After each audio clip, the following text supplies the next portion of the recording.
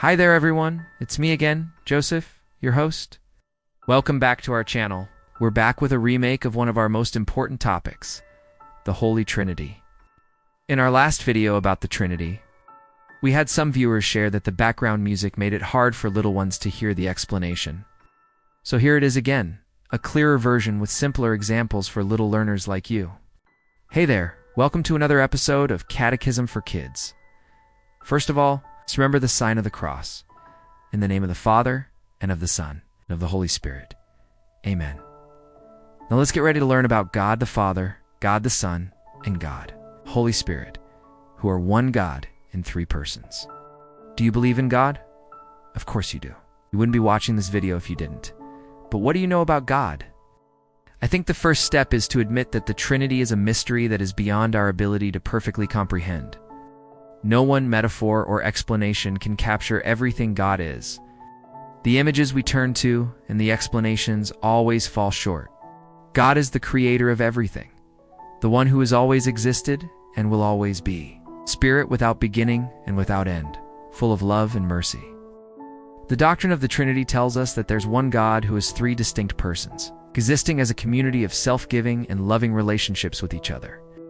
This is one of the reasons we say that God is love. The Bible reveals that God is the Father.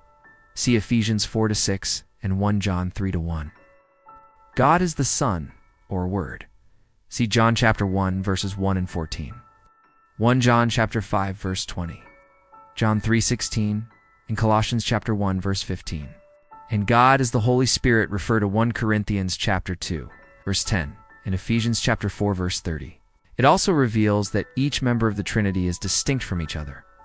We see all three linked together in Scripture. For example, commissioning us to baptize in the name of the Father, and of the Son, and of the Holy Spirit. Matthew 28-19, and found in the benediction, the grace of the Lord. Jesus Christ and the love of God and the fellowship of the Holy Spirit be with you all. 2 Corinthians 13-14. Not only that, we see each person relating and interacting with each other. The Father sends the Son into the world. John 3:16. Jesus often talks about his Father, John 17-5, John 5:19, and prays to him, John chapter 17, verses 20-26, Matthew chapter 11, verses 25-26, John chapter 12, verses 27-28. The Holy Spirit descends on Jesus as a dove in his baptism, Luke 3:22. And later Jesus promises to send this same Spirit from the Father to his disciples, John 15:26. The doctrine of the Trinity also helps us understand a few more important truths about God. Firstly, each person of the Trinity is believed to be completely God. God isn't one God sliced into three parts like a cake.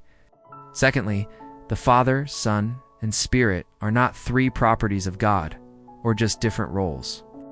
Thirdly, the Trinity isn't three gods combined into one. Each member of the Trinity is different, but 100% God. They're all equal, and they all share the same divine nature. So the Holy Trinity means that there is one God in three persons: God the Father, God the Son, and God the Holy Spirit. They are not three gods, but one God, in a perfect unity of love, just like the sun gives us light, heat, and warmth. Three things, but one Son. God is three in one. The Father is one person, the Son is another person, and the Holy Spirit is the third person. But they are only three separate persons in the way that we can call the sun three different things: light, heat, and warmth. Those are three different words to describe the same thing, the Son.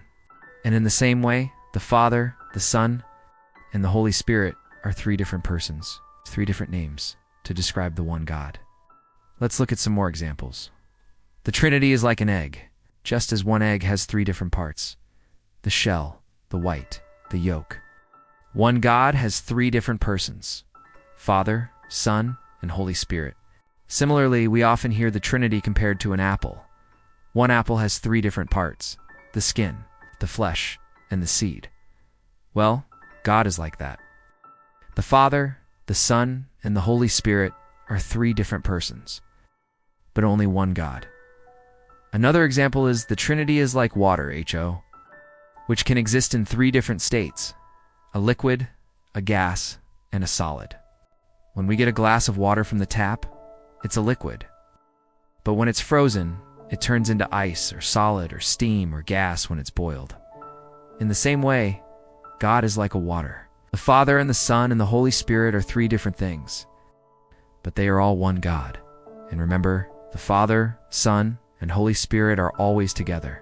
They are one in power, one in love, and one in will. No one can separate them. They are a perfect team. The Father sends the Son and the Holy Spirit into the world because he wants us to know how much he loves us.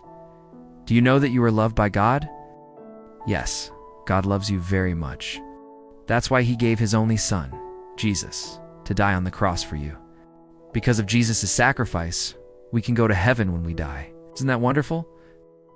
We must always remember that the Trinity is the heart of our Catholic faith. Our faith is built upon the belief in one God in three persons. Now let's make a quick review of what we've learned today. What does Trinity mean?